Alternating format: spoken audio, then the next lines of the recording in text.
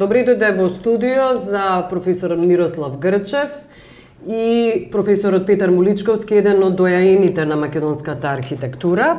Вчерашните најави за силно невреме во Македонија, невреме проследено со поплави, предизвика вистински хаос и паника всушност заради претходниот ден кога буквално се поплави Скопје од еден краткотраен дожд кој траеше, дожд и град всушност кој траеше веројатно половина час. И тука се отворија всушност полемики и дебати зашто во Скопје нема атмосферска канализација. Што се случува? Зашто воопшто не е инвестирано во инфраструктура од... Да, има барок. Има барок, тоа е многу значајно. Преплавење со барок не заслужува. Искриво колчење, тој нема врска, ама сегде си видела ти она брдото што беше, што го викаме Кале, нали така? Тоа беше планинско. Да, да. Од Стара Чаршија па се до Америчката амбасада, тоа беше Карпа, дали така? Да. Ама тоа убаво изгледаше Карпа, знаеш, Карпа е таа цела Карпа. Сега е наполнета со некакви барочни кукли, да ги наречем. Од крај до крај. И тоа се е блокирано. Нема сега природен онај амбиент што беше. Состојбата на една цивилизација можете да ја мерите по тоа како функционира таа во однос на природните појави. А ако се работи за град, како градот се носи со оние големите ризици кои што природните појави ги и секогаш најголемите предизвици на цивилизациите. Значи, една високо развиена цивилизација гради асеизмички, да речеме. Со тоа го предупредува катастрофата од земјотреси. Најстарите цивилизации знаеле да градат и да ги обезбедуваат сите хидротехнички, хидродинамички и други мерки од инфраструктурален тип кои што ќе ја држат таа цивилизација во просперитет без оглед на водените катастрофи. Затоа што урбаните цивилизации секогаш мора да бидат покрај вода. Градот бара многу вода и за пиење, и за снабдување, и за одвод на сите фекалии, атмосферски одвод, да го обезбедат сливот. Овие нема ништо, нема ни појма што значи канализациони системи. Не постои по Скопје. 37 литра за ваква големина градба. Не, гледайте, ние овој систем подобро работеше пред 20 години отколку што работи сега. Да. Затоа што сега капацитетите на системот кој што е граден во минатите 60-70 години или 80, пошто првите големи водови се изградени пред Втората светска војна. Практично ги градеше она што го нарековме татко на Скопје, на 20 вековно Скопје, Јосиф Михајловиќ. Авторот на првиот урбанистички план од 29 година и градоначалникот на Скопје во 2 мандата. Тогаш се изградени најголемите и најстарите тие водови за фекална канализација и за некои и за атмосферска. Да, и скоро 100 години подоцна, што се случува? Еден краткотраен дожд од половина час прави потоп во Скопје. Со канализациониот систем кој опште сега интензивно се гради со згради и ова, се уништува. Колку има нови згради, знаете како изгради некоја огромна зграда поголема и од црквата стои на сред Скопје, Скопје. Канализациони систем стар, ништо нема. Не постои. Суштината е тоа се цели ходници на канализациони системи. Добро. Тој е инженериски систем, хидротехнички за одвод, за довод и за одвод е најдобра индикација за тоа како е организирана цивилизацијата, односно државата или градот. Кога ќе видите дека дожд од 37 бројни ходници, големи, огромни ходници кои прима вода од горе, вака ќе да заврни ваков дожд, тоа треба да се примери. Ќе ги затне сите сообраќајници. Тоа не може да го ќе ги напуни сите, пазите, новоизградени супраинфраструктури.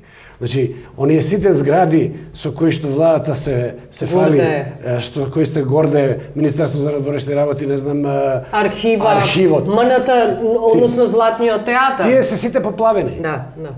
Тие се поплавени. Тие поплавени. Потоа, тие некои нови градби не допринесоа за развивање и хармонизација на системот, туку уште повеќе го затна, го оптеретија во што е приказната. Нашава држава, затоа јас ја нарекувам цивилизација, може да се нарече антицивилизација, го уништува она што го затекнала од претходните генерации, не водејќи грижа за одржувањето и развивањето на системот на инфраструктурата. А за што се работи? Инфраструктурата, што зборува и нејзиниот назив, е под земја. Инфраструктурните работи се непопуларни, и невидливи практично, тамо не може да се сечат ленти. Скапи, долготрајни, макотрпни и на крај без оние високи промотивни, маркетиншки, политички ефекти. Колку долго се гради таков тип на инфраструктура? А знаете, суштината е во тоа што колку со градот се гради. Затоа што канализациониот систем колку е обимен, цели реки се јас кажи. Подземи течат цели реки од канализационен систем. Тој ако не е уреден, направен, спроектиран, џабе тие се поплави, подруби, ова се поплава. Значи, суштината е што мора нема канализационен систем, нека кажа. Цело време да се одржува. Цело време да се развива. Не смее да се прекине. Значи, трагедијата, кратковидоста, бесмисленоста, абсурдот на оваа наша влада, оваа наша практично вкупна цивилизација е во тоа што смета дека треба сите пари, сите средства, сите ресурси на државата да му служат на маркетиншката и таа промотивна и пропагандна сврха за одржување на власта. Затоа што сите средства, огромни, се утерани во тој ненормален проект Скопје 2014, меѓутоа и у други слични проекти кои што се бават со површината. И затоа инфраструктурата, уствари базата на градот, е потполно заборавена. А нејзиното градење и одржување не смее, како што рече професорот, да прекине ни во еден момент. Таа се гради заедно со градот.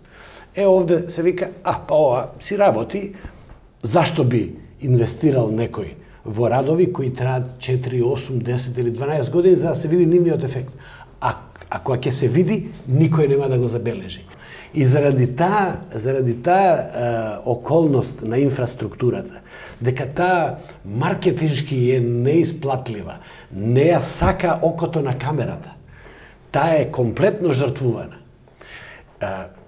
Сите урбани цивилизации во свет и сите држави, грижата за инфраструктурата им е на прво место.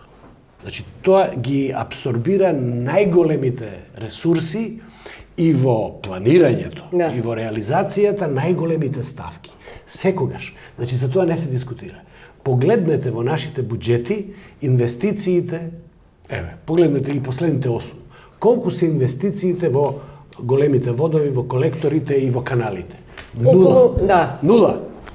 Па знаеш дека канализацијниот систем е толку обимен, никој не го разбира и не го разбира. Тоа е исто како реки подземни. Тој и се гради, ни рассознае. Се гради тој цели ходници се. Ако река течи долу, ама цел ходник, некојаш може и чета да се наполни со вода, системот колку што горе може да се истори вода, тогаш треба истиот систем да истечи подземни. На ниво на димензионирање, што може да ја носи целата канализациона мрежа, да ја оттечи водата. А не се прави во Скопје, нема виш, сите подруми се поплавени. Поплавени се, но не, например, како што се случи тоа во Србија и Босна, не од реките да се прелеваат, туку од еден обичен краток дожд. Прашањето е друго. Во Вардар, во самото корито всушност се градат, се вметнуваат, се конструираат бетонски столбови, се прават оние славни гали, 3 или 4 веќе кој знае колку се прават, и со тоа урбанистите, архитектите, сите се скандализирани и многу загрижени дека всушност може се прави голема штета. Регулацијата на Вардар е најголемата градба изградена после земјотресот. Со средства на цела Југославија и на меѓународната заедница е изградена регулацијата на Вардар, кој што представува во правата смисла на зборот jewel in the crown, нели, драгиот камен во круната на градот Скопје. Меѓутоа, пошто му припаѓа на светот на инфраструктурите, никој денес не ја слави и не ја спомнува, не ја ни одржува, не ја ни развива, пошто таа во потезите на кај матка има уште недовршени фази, излегла од град и вика нема проблем.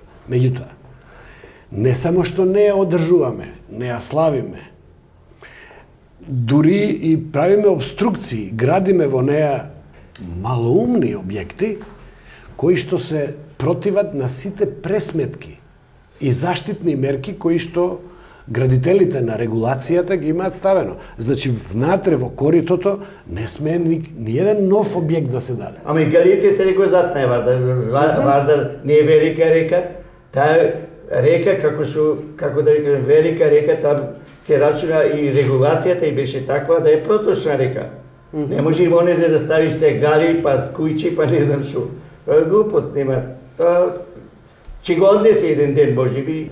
Односот на оваа власт кон националното благо и кон затекнатите инфраструктури е точно обратен од оној кој што е напишан во Уставот, во начелата на сите закони кои што ја уредуваат материјата на градовите, на просторот, на развојот и така натаму, закон за просторно и урбанистичко планирање. Значи, суштината е во одржливоста и во развојот на цивилизацијата. Ние требаме да го надградиме она што го затекнавме и на тие после нас да им оставиме подобар свет или подобар град, односно подобра држава. Тие најголемите и најскапоцените придобивки на градењето на Скопје до и после земјотресот во 20 век ги сметаат како да е тоа затекнато такво само по себе, како да е тоа природен ресурс кој што им е нив даден за експлоатирање. Поради тоа се сече парк шумата водно, по неа се градат некакви патишта, паркинзи, жичари, што све не, како да е тоа земја која што не е пипната од човека, а треба да се експлоатира во туристички или не знам какви други сврхи. А всушност тоа е направено од човек. Сите тие дрва се засадени од претходните генерации, кои што садеа од касните 40 до раните 70 години. Добре, и на тоа место сега се градат згради. Таа шума абсорбира огромна количина на вода која порано низ суводолиците правеше порои и носеше материјал и огромни водени количини на агресивна вода во градот. Сега таа шума и регулацијата практично го чуваат градот веќе неколку децении, значи од 60-те години проработи и шумата, ние немаме големи проблеми со водата. Испаѓа дека проблемите со водата стануваат се поголеми, обратно од цивилизацијскиот тек дека треба да бидат се помали. Зашто? Затоа што сите средства и пари ги насочуваме во политичка пропаганда, за инфраструктура, која што води грижа за благосостојбата на сите, се влага нула средства. Заедно со штедењето, односно комплетното исфрлање од агендата на инфраструктурата доаѓа и општото заглупување на нацијата. Затоа што веќе кадрите, предпријатијата, кои што треба за тоа да се грижат, на еден одреден начин атрофираат. Веќе немате предпријатија кое што ги работи надлежностите на поранешното водостопанство. Како Сава, еве видите што направи Сава, се поплави. Сава е река, ама исто како Вардар беше река. Таа е проточна река. Та не можеш ти на незе да клаваш се да редиш разни предмети на незе, па ќе правиме сега гари, па ќе правиме хотелчина, не знам што. Не може таа е проточна река која за незе се прави регулација. Стручна регулација, стручна си е работеја за регулација на реката Вардар. И тие ја направија вака да си е проточна река. Никако во незе ставајне разни предмети, па фонтанчина, па не знам што. Тркалото ќе биде во Вардар? Непримерно. Тркалото ќе биде во Вардар? Да, Се ќе биде во Вардар, што се не клава таму. Добро, и врвите. Најскапоцените ресурси што ги имаме во градот, тоа е пред се просторот, јавниот простор е најскапоцен, тоа е необновлив. Да. Значи не можете да го обновите просторот. Реката Вардар и парк шумата водно. Ќе видите дека притисокот на тоа силување на политичката пропаганда која што ја абсорбира и вниманието на јавноста, меѓутоа и вкупните ресурси буџетски за капитални инвестиции и за развој се во уништувањето на јавниот простор во центарот на градот, реката Вардар и парк шумата. Но изборите што велат, што покажуваат? Например, Коце Трајановски добива 2 мандати и покрај тоа, како што велите вие, пропагандата и покрај барокот. Нема избори. Абе тој нека се бави за цвеќине, што се. Немаше избори. Уште употребуваме погрешни стари појмови. Избори постојат во земја каде што луѓето имаат право на избор, слободен. Таму каде што немате можност да практикувате слобода во мислата и во изборот, таму нема ни избори. Има фарса, односно, како се викаат тие фино наместени и аранжирани избори, кои што требаат да ги покријат сите овие ужасни практики, кои што кажуваат дека ние како цивилизација, како град, практично тонеме во собствените неартикулирани води и во собствените фекалии, видовме. Да. Добро, јас ти благодарам што бевте гости.